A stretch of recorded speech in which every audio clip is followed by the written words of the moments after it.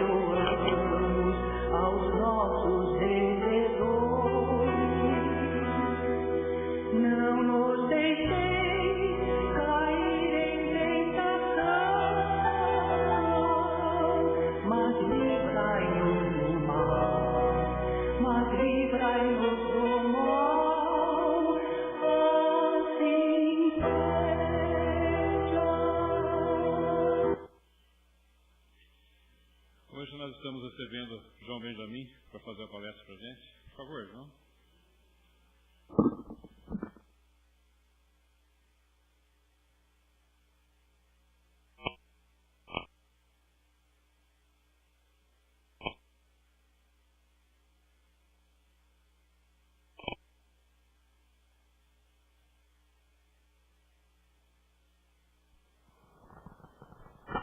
Bom dia a todos. Rogo a Jesus que nos abençoe, que nos ilumine, nos ampare, nos proteja e que cada um de nós aqui possa melhorar a nossa percepção, a nossa sensibilidade para assimilar e reter a lição de hoje, para assim auxiliar a nossa evolução espiritual como seres imortais que somos. Nós da doutrina espírita sempre falamos sobre a imortalidade da alma, porque isso para nós já não é nem questão de questionamento. Nós já nem discutimos mais isso. Mas é importante que nas palestras dos nossos estudos nós continuemos divulgando isso, falando sobre isso. Porque muitos de nós ainda duvidam da imortalidade da alma, de que a alma já existia antes de habitarmos esse corpo físico, que ela continua existindo depois que nós saímos dele. Então, é importante bater nessa tecla e mostrar os recursos, os argumentos que estão dentro da doutrina espírita, que estão dentro do próprio Evangelho de Jesus, que estão no Antigo Testamento, que é o judaísmo, né? E também que estão lá atrás, 2000 anos antes de Cristo, nós vamos encontrar civilizações que já criam, já acreditavam na pré-existência e na imortalidade da alma. Então, tem uma palavra, palingenesia, gente, olha, palavra, né? Diferente, a gente não ouve falar mesmo, a palavra grega, é uma palavra composta. Nós não vamos encontrar dentro do Antigo Testamento e nem dentro do Novo Testamento, nós não vamos encontrar as palavras ressurreição e nem reencarnação. Lá no Evangelho de Jesus, que foi escrito em grego, nós vamos encontrar essa palavra aqui, ó, palingenesia. Palingênesis. Palingenesia é uma palavra composta, de origem grega. Palin significa de novo. E gênese significa nascimento. Então, juntando essas duas palavras, deu essa daí. Palingenesia, que significa novo nascimento, nascer de novo, renascimento. Então, quando nós falamos em reencarnação, nós estamos falando da palingenesia, nascer de novo, renascimento. Então é a junção das duas palavras. É lá que nós vamos encontrar no grego, que o Evangelho de Jesus foi escrito em grego, muito embora ele falasse o hebraico e o aramaico, quando foi para vir para o Ocidente, para todos nós, então veio no grego. Então aí já começa a se explicar essa doutrina dos renascimentos, da imortalidade da alma e da pré-existência da alma. Então vejam, na primeira carta do apóstolo Pedro, veja o que ele diz, lá no capítulo 3, versículos 18 a 19, primeira carta de Pedro.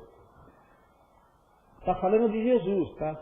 Ele morreu no corpo, mas foi ressuscitado no Espírito. E no Espírito foi e pregou aos espíritos que estavam presos. Veja que interessante. Ele morreu no corpo, mas foi ressuscitado no Espírito. Então a ressurreição para o povo judeu era a continuidade da vida. Então ele, crucificar o Cristo, ele morreu fisicamente, a morte física. Mas ele ressurgiu no Espírito, ele continuou vivo. E foi pregar aos espíritos que estavam presos. Mas que espíritos são esses que estavam presos? Presos na ignorância espiritual, Jesus foi para os planos inferiores para pregar aqueles espíritos que estavam presos naquelas zonas inferiores. Vamos dizer, no inferno consciencial, no umbral consciencial, naqueles planos inferiores onde esses espíritos se achavam presos. Quer dizer, se Jesus ressurge logo depois da sua morte física e vai pregar aos espíritos que estavam presos, porque esses espíritos que estavam presos continuavam vivos, não estavam adormecidos. Então, a vida continua, mas entramos no físico porque já existíamos antes, espiritualmente falando. Saímos do físico, continuamos vivos. Então Jesus saiu do físico, foi pregar aqueles espíritos que estavam presos, quer dizer, todos vivos. Né? A imortalidade da alma e a pré-existência da alma também. Mas aí vem essa questão, essa dúvida que gerou Paulo, o apóstolo, na carta que ele dirigiu aos Hebreus, lá no capítulo 9, versículo 27. E ele disse: e como aos homens está ordenado morrerem uma vez, vindo depois disso o julgamento. Aí, muitos dos nossos irmãos que seguem, principalmente a linha evangélica, eles falam: não, o homem vive uma vez só. Não tem esse negócio de imortalidade da alma, de renascimentos, de reencarnação, isso não existe. Então aí vem a explicação da doutrina espírita. Eu, João, como personalidade, morro uma única vez. Eu, fisicamente, morro uma única vez. Depois eu vou para o plano espiritual. Lá eu fico na erraticidade, aguardando um período, porque ainda não alcancei os patamares elevados para não precisar mais retornar para provar e expiar, então eu fico aguardando uma nova existência. Então veja, eu fisicamente morro uma única vez. E vem o julgamento. Que julgamento é esse? Toda vez que nós saímos do corpo físico e deixamos ele aqui, nós vamos para a pátria espiritual. E os nossos irmãos do plano espiritual superior nos dizem que quando nós saímos do físico e para lá voltamos, passa na nossa frente, diante de nós, como se fosse um filme.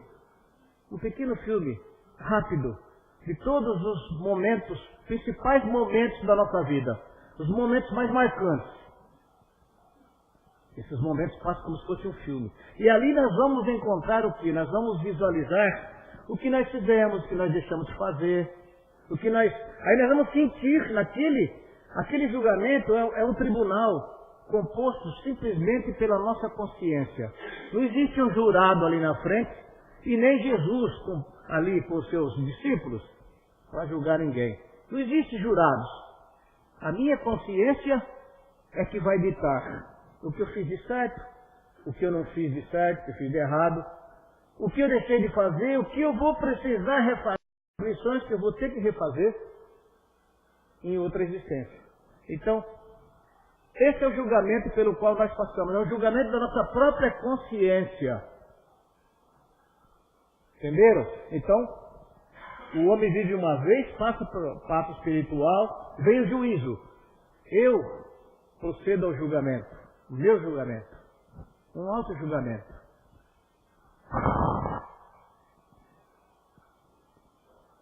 Jesus, caminhando com seus discípulos, ele encontra um cego de nascença. E os discípulos perguntaram para Jesus: Mestre, mas quem pecou para que ele viesse cego?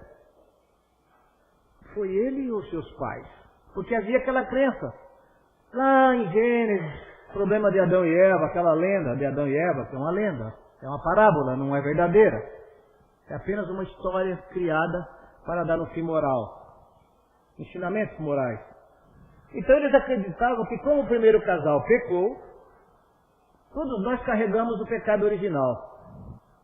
E quando nós carregamos o pecado original, nós já nascemos concebidos, já somos concebidos em pecado.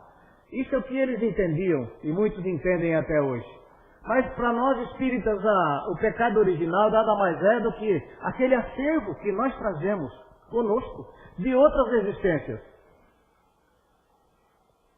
Esse é o pecado original de cada um de nós, e é individual. Ninguém paga pelo pecado de ninguém, pelo erro de ninguém. Nós não temos nada a ver com o erro que Adão e Eva cometeram. Mesmo porque Adão e Eva não existiram. Adão na palavra, é uma palavra hebraica, que significa, Adão significa terra, solo. E também Adamá significa terra, solo. Quando nós falamos em Adão, que Deus criou o homem, Deus não criou um homem. Então, Adão saiu do barro da terra, como diz em Gênesis. O que é sair do barro da terra? Deus manipulou o homem e o fez com o barro da terra. Isso significa que o nosso corpo físico é composto pelos elementos que contém a terra. Pelos mesmos elementos que contém a terra. Fisicamente, nós temos os mesmos elementos que compõem a terra. Então, o homem foi feito do barro da terra. O homem surgiu da terra. O homem, fisicamente falando. Aí, Deus soprou em suas narinas e deu-lhe o sopro de vida. Que é o sopro de vida, senão a reencarnação. O espírito encarnando naquele corpo físico, dando-lhe vida. E Eva? Eva saiu da costela do homem, da costela de Adão, para dizer para todos nós que Eva é da mesma carne e dos mesmos ossos do homem. É seu igual, é sua igual. Que nós temos que andar lado a lado, o homem e a mulher, cuidando um do outro. Os dois são semelhantes, são da mesma carne. É isso que quer dizer. E quando sai da costela, não está dizendo que saiu da parte de trás, saiu da costela, saiu de um osso do lado do homem, para que ande lado a lado. Então é toda uma simbologia, gente. Então nós não podemos ver Adão como se fosse uma figura individual de um homem, mas sim como a criação do homem, representando ali a raça adâmica. Que raça adâmica é essa? Nós vamos ler na obra de Emmanuel, A Caminho da Luz. Lá ele diz, aquele que foi o guia espiritual de Chico Xavier, ele nos fala a respeito disso. A raça adâmica é uma raça composta pela nação do Egito, pelas castas da Índia e pelo povo de Israel. São povos que vieram de outro planeta, que foram banidos do paraíso. Então, quando se fala no paraíso perdido, que Adão e Eva perderam o paraíso, muitos estudiosos ainda procuram até hoje que lugar foi esse, onde está localizado esse paraíso aqui no planeta Terra. Seria ali naquela região onde está o Irã e o Iraque hoje, entre os rios Tigres e Eufrates, aquela região ali, diz que foi ali o paraíso. Mas, medo engano, esse paraíso está fora do nosso planeta. Lá Emmanuel nos explica sobre isso, os exilados de Capela. Um mundo, um planeta de onde foram retirados os espíritos que estavam rebelados, que estavam atrapalhando a evolução daquele planeta, foram trazidos para cá, que já tinham um grande avanço intelectual, e era um mundo muito mais avançado intelectual e moralmente que o nosso. Eles tinham um intelecto altíssimo, tanto que nós vamos ler a história do Egito, da Índia, do povo de Israel. O intelecto é alto. Só que moralmente aquele grupo, aquele grupo de espíritos que foram trazidos para cá, eles vieram porque estavam atrapalhando a evolução moral daquele planeta. Então, foram trazidos para cá, vocês vão agora para um planeta onde ainda estão saindo do primitivismo e é um mundo de expiação e provas. Quer dizer, eles saíram, eles perderam o paraíso, que era um mundo mais adiantado, um planeta muito mais adiantado que o nosso. Eles saíram de lá e vieram para cá, para o mundo de expiação e provas, para ajudar no avanço da humanidade terrestre. E nós vamos ver que eles ajudaram bastante no avanço da humanidade terrestre. Então, Adão está aí representando a raça adâmica composta por esses povos. Mas não é uma figura individual. Porque nós temos que ver essa história de Adão e Eva como uma parábola. Vocês já ouviram alguém dizer que serpente fala? Lá ela fala.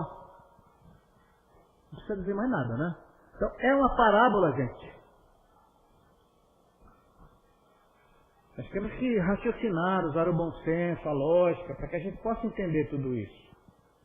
Então, aqui no cego de nascença, Jesus respondeu para eles: não foi este homem que pecou nem seus pais, mas é para que as obras de Deus se manifestem nele. As obras de Deus nada mais são do que as leis de causa e efeito. Se ele veio cego, alguma coisa tinha a ver com o seu passado, com as suas existências anteriores. Mas quando eles perguntaram para Jesus quem pecou, foi ele ou seus pais, para que ele viesse assim? Eles estão dizendo para Jesus: olha, se ele veio assim, como ele já existia antes, ele deve ter pecado lá atrás em outras existências para vir cego. É a pré-existência da alma, que eles acreditavam na pré-existência da alma. E Jesus não corrigiu essa colocação feita pelos seus discípulos. Ele não disse: não, vocês estão equivocados. Como ele poderia ter pecado se ele nasceu cego?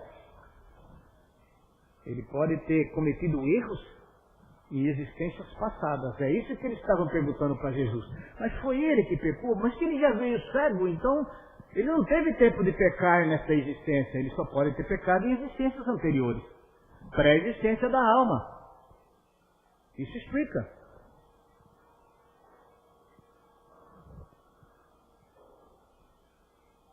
Certa vez Jesus estava rodeado pelos seus discípulos e eles acabaram descobrindo que Jesus realmente era o Messias, que eles ainda estavam em dúvida até determinado ponto, daquela convivência com o Mestre.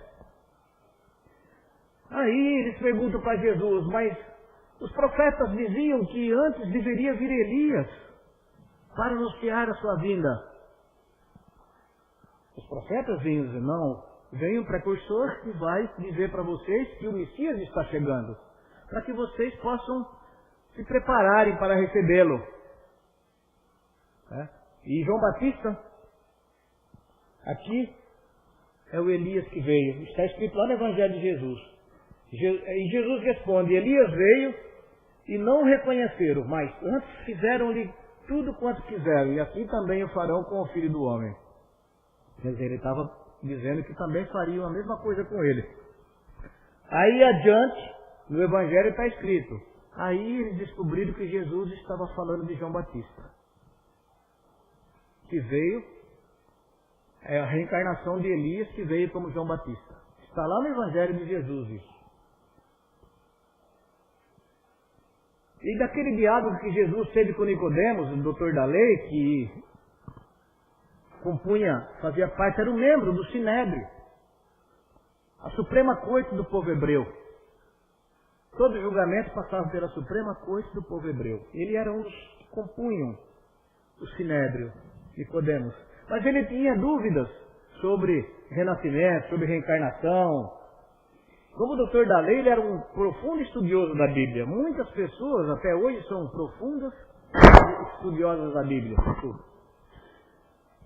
Basta ler, é preciso entender, como diz Severino Celestino da Silva, que ele dá aula do estudo da Bíblia, desde Gênesis até o Apocalipse, e ele explica, ele vai lá, faz a leitura em hebraico, em aramaico, nos textos originais que eu digo são cópias, porque os originais não existem, mas Aquilo que está em hebraico e aramaico, ele foi lá, estudou, fez a tradução e trouxe para a gente.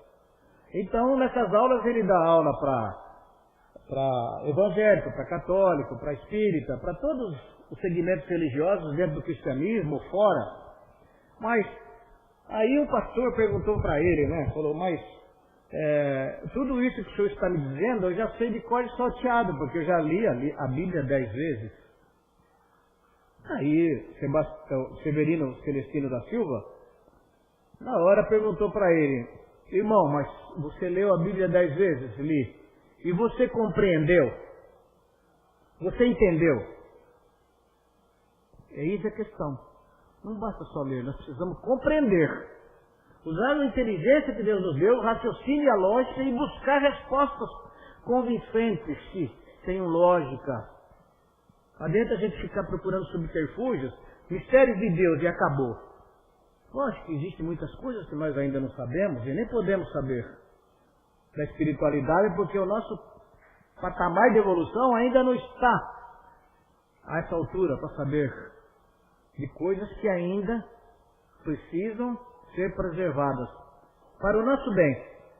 Se tem coisas da espiritualidade que se viesse à tona agora no patamar que nos encontramos espiritualmente, iria chocar e muito.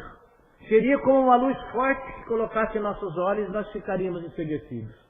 Ainda não temos condições de tomar conhecimento de coisas muito sublimes. Então nós vamos devagar. E na natureza e em tudo, não se dá saltos. Nós temos que ir degrau por degrau. Então, ele perguntou para Jesus, falou, mestre, mas como pode, Nicodemos pergunta, esse doutor da lei, como pode uma pessoa já velha entrar no ventre de sua mãe e nascer de novo? Ele não entendia como se dava a lei dos renascimentos. Aí Jesus responde para ele, ninguém pode ver o reino de Deus se não nascer de novo. Aqui está a palavra palingenesia que está lá em grego, no Evangelho de Jesus. Ninguém pode entrar no reino de Deus se não nascer da água e do Espírito. Veja. O que significa nascer da água e do Espírito? Antigamente os povos acreditavam, né, que tudo surgiu da água. Todos os seres surgiram da água. Que a origem de tudo foi na água. Então, materialmente, fisicamente, nós nascemos da água, mas nascemos também do Espírito. Ou seja, somos espíritos habitando um corpo físico. Então aí já começa a distinção entre dois corpos. O físico e o espiritual. E Jesus diz mais para que ele pudesse compreender melhor.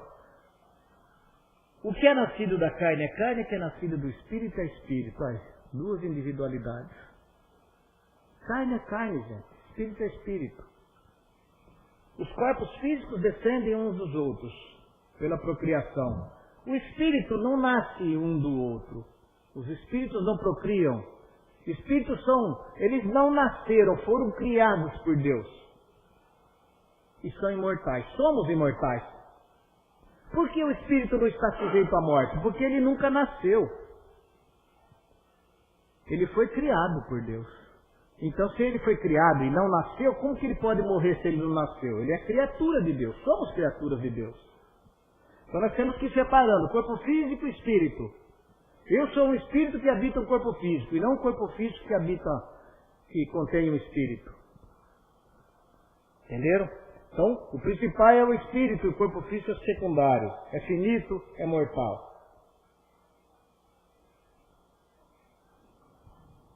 Lá no livro Eclesiastes, olha, o nosso corpo voltará para o pó da terra, de onde veio.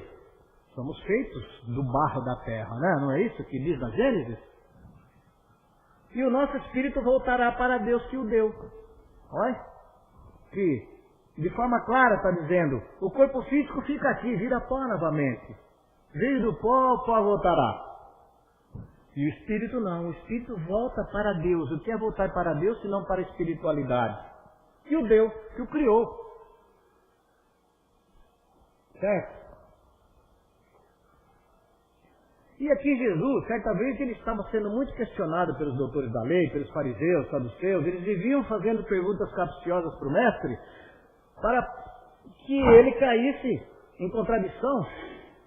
Eles queriam sempre colocar Roma contra Jesus, para que Roma pudesse crucificá-lo. Porque o povo judeu não tinha a pena de crucificação. Ele só tinha a pena de morte por apedrejamento. Mas eles queriam que Roma crucificasse Jesus. E só Roma tinha essa pena. O povo judeu não tinha. Então, Jesus percebeu que eles faziam perguntas capciosas e tal, que eles estavam muito apegados ainda a coisas antigas, a comportamentos que estavam erradicados neles, que eles não mudavam. Eles seguiam o mosaísmo e pronto. Jesus chegou querendo modificar as coisas, mostrando o verdadeiro Deus, falando de um Deus de amor, de misericórdia, de um Deus piedoso. Eles queriam aquele Deus severo, aquele Deus, aquela linha militar, como eles tinham aprendido. Então Jesus percebeu que estava difícil fazer com que eles compreendessem qual era o verdadeiro Deus, que era um Deus de amor, para que reinasse a paz, porque naquele tempo os povos mais fortes tomavam os povos mais fracos, escravizavam os povos, e assim ia. E Roma foi crescendo, e tomando cada vez mais territórios, e os povos sendo escravizados e pagando impostos altíssimos, e não suportavam mais. Então Jesus disse o seguinte: não se coloca remendo de pano novo em veste velha, nem vinho novo em odres velhos. Quer dizer, se nós queremos abraçar uma doutrina nova, se vocês querem seguir os meus ensinamentos, vocês precisam abandonar esses costumes, essas ideias antigas que trazem com vocês. Porque senão seria como colocar remendo novo em veste velha. Se coloca um remendo novo, o que vai acontecer? Vai rasgar. O remendo vai ficar inteiro, mas a veste vai rasgar, porque é velha, não suporta. Então ou vocês abandonam esses costumes antigos, essa doutrina antiga, e vem para o novo, que estou trazendo, senão não vai dar certo. Tá?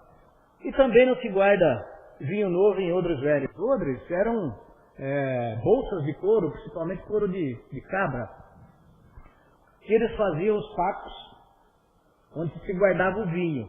Então, o vinho novo tem que pegar um odre novo, porque ele vai fermentar. Se o odre for velho, vai arrebentar, não vai suportar. Então veja os exemplos que Jesus deu. Sigam os meus ensinamentos e deixem essas coisas antigas para trás, para que vocês possam compreender essa boa nova que estou trazendo. Nesse livro de Tobias, essa obra de Tobias, ela não é aceita por alguns segmentos religiosos, que eles dizem que não é uma obra, mas está lá, que não é uma obra, vamos dizer, como eles dizem, inspirada, mas está lá dentro da Bíblia, o livro de Tobias.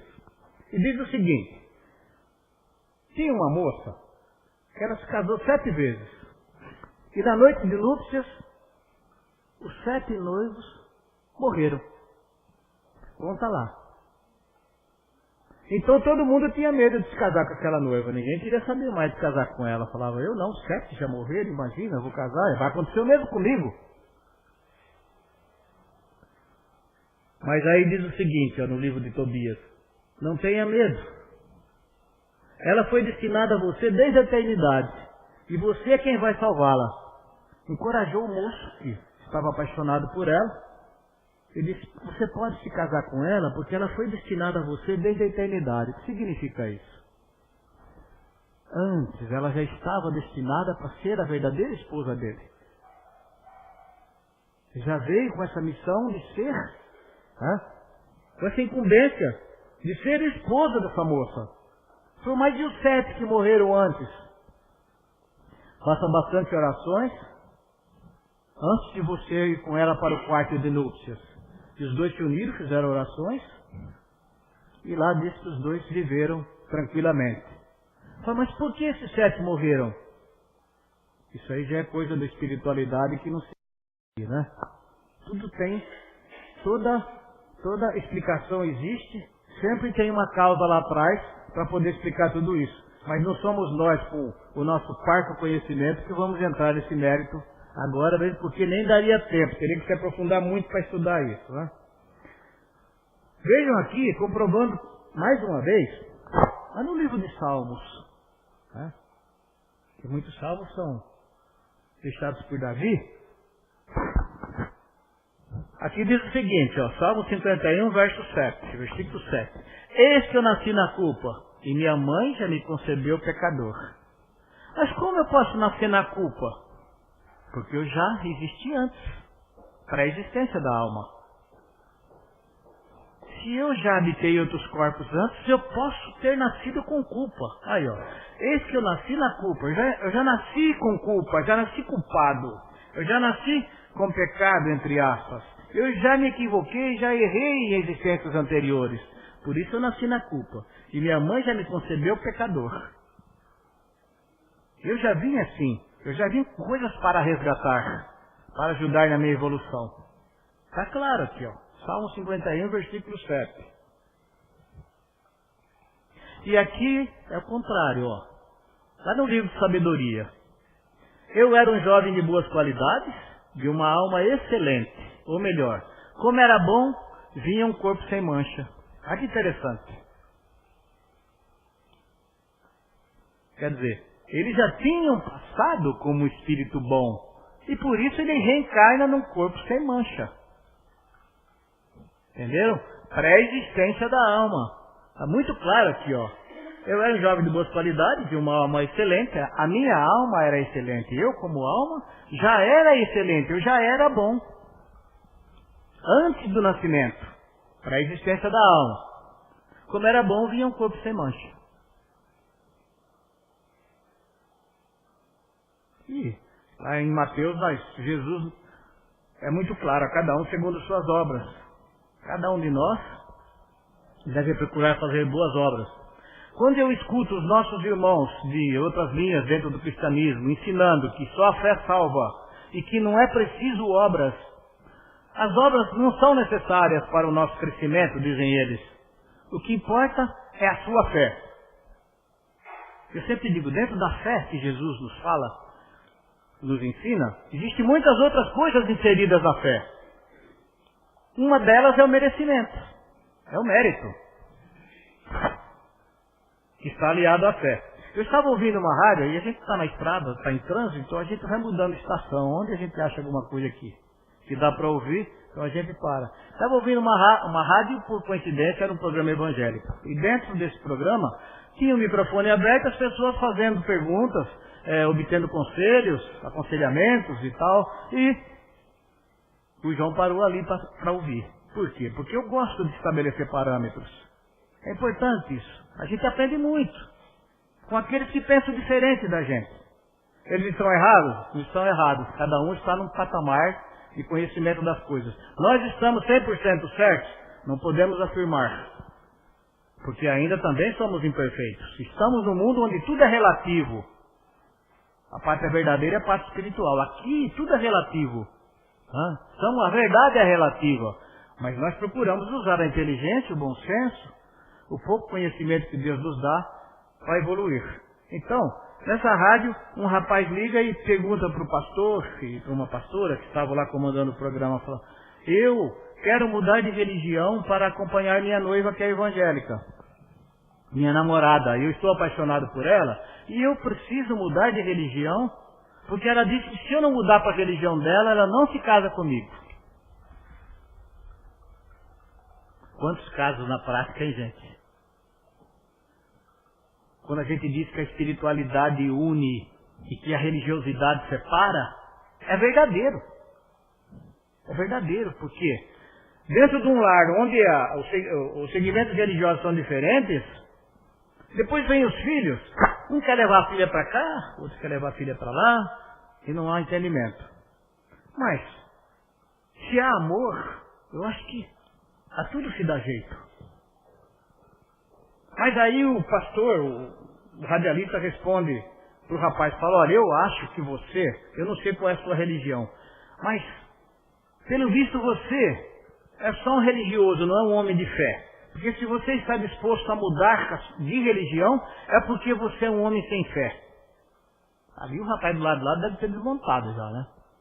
Porque ele procurou um apoio para poder unir-se àquela moça que ele amava, que ele já estava apaixonado.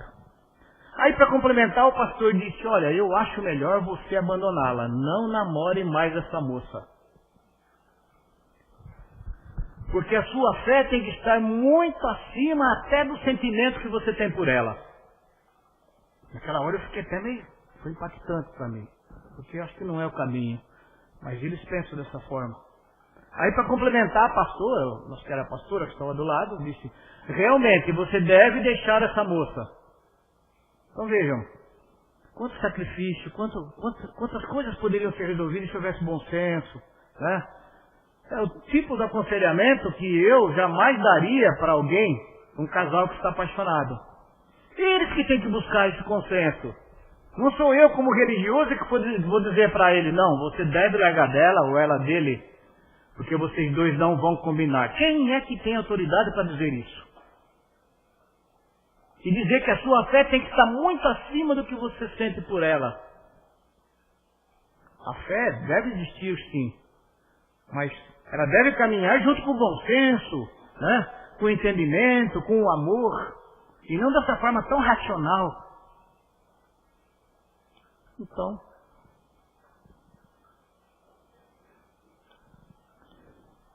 aqui Jesus nos fala a respeito da lei de causa e efeito, ó. Quando ele curou o aleijado, depois o encontrou mais adiante e disse, você ficou curado. Não peque de novo para que não lhe aconteça alguma coisa pior. Quer dizer, tudo que você tinha que resgatar, você já havia resgatado. Você foi curado porque teve merecimento.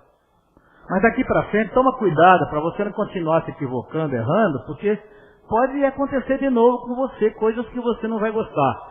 Lei de causa e efeito, gente, que a doutrina espírita tanto nos ensina. E essas leis, elas vêm, não foi Kardec, não foi a doutrina espírita que criou a imortalidade da alma. Eles só vieram para reforçar e dizer que realmente a alma é imortal. Porque na Índia, no livro Os Vedas, 4 volumes, lá já dizia isso. Que a alma não nasceu e por isso não pode morrer, que ela foi criada. E que ela é imortal. Que nós deixamos o corpo físico, quando chega num certo ponto, nós o deixamos como deixamos uma veste velha para pôr uma roupa nova. 2000 anos, de 1500 a 2000 anos antes de Cristo. Lá nos Vedas nós já vamos encontrar isso. O povo da Índia já sabia disso. O povo foi levado para o povo do Egito e lá para Israel também. Então vejam, a imortalidade da alma é fato. Somos imortais. E que bom que somos imortais, né? Quando Pilatos disse para Jesus, que ele foi levado à presença de Jesus, Pilatos disse, basta uma palavra sua e eu posso te salvar. E Jesus responde, você não tem nenhum poder sobre mim. Porque Jesus vivia uma vida inteiramente, vamos dizer, espiritual, porque ele veio de esferas espirituais elevadíssimas, e ele só veio aqui editar um corpo físico perecível para deixar ensinamentos, para ajudar um avanço da humanidade. Quando ele disse, você não tem nenhum poder sobre mim, ele estava falando de si mesmo como o Espírito. Em outras palavras, vocês vão calar a minha voz, mas não calam o meu espírito, porque sou imortal.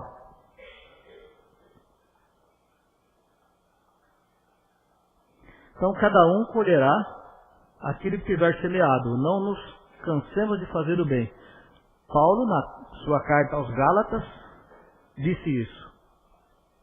A importância de fazer o bem. Mas eles usam Paulo para dizer que foi Paulo que disse que a fé salva, que basta ter fé. Olha o que Paulo está falando aqui em outra carta. Cada um vai colher aquilo que tiver semeado. Não nos cansemos de fazer o bem. O Paulo, em outra carta, está dizendo isso. A importância das obras, como disse Jesus, a cada um segundo suas obras.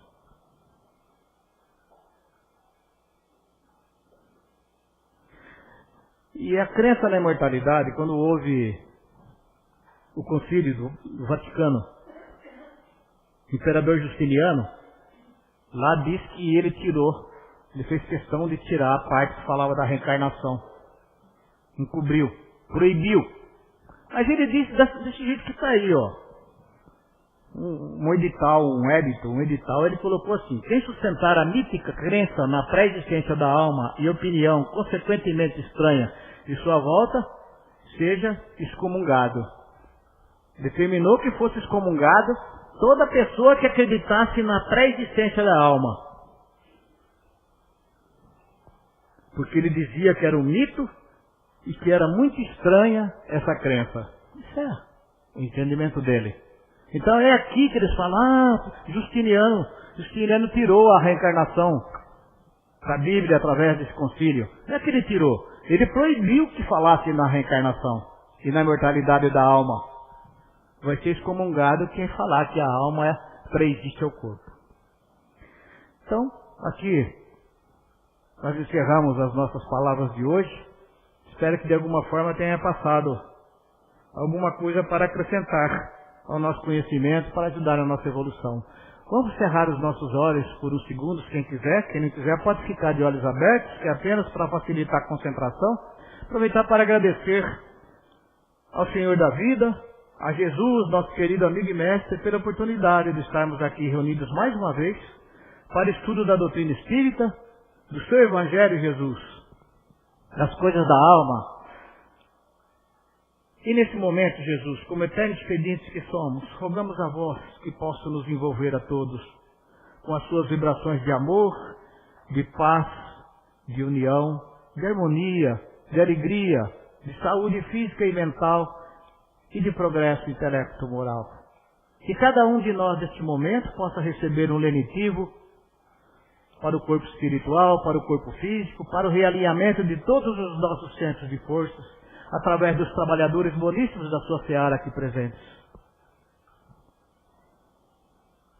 Que todo fluido que não seja bom, que esteja conosco, que seja nocivo, rogamos a vós, Jesus, que nesse momento possa ser retirado de todos nós e levado para o cosmo, e lá seja reciclado, reutilizado para o bem.